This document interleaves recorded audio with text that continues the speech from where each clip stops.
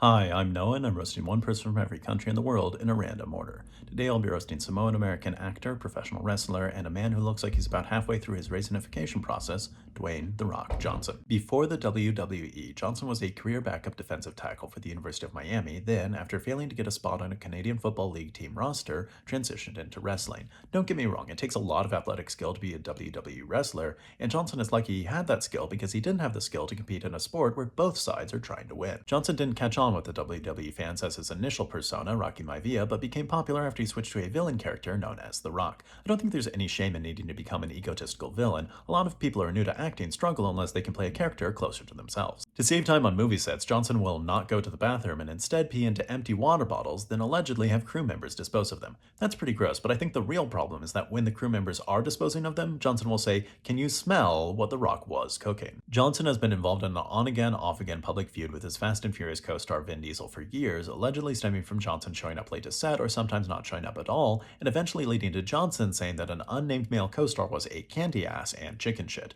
Johnson's right, it's important to not be chicken shit and avoid your problems by, say, not showing up to set. In 2024, Johnson said that he regretted endorsing Joe Biden in 2020 because it caused an incredible amount of division. And for those of you who don't remember, that was the big controversy of 2020, the division between people who didn't care that Johnson endorsed Biden and the people who cared even less. Johnson said that trying to decide who to vote for in the 2016 presidential election felt like calling on the gods because he didn't like either candidate and ultimately he chose not to vote. Normally I think it's best to make a choice, but in this case I'll have to agree with the gods. It is best if Johnson doesn't vote. Alright, please consider donating to help the family that I sponsor in Gaza. If you'd like to support me or watch bonus videos, please check out my Then let me know who to roast from your country, and join me next time when I'll be roasting former Ivorian president and a man who looks like he goes to the public library to ask the librarian for help accessing fancy but inappropriate websites, Laurent Gbagbo.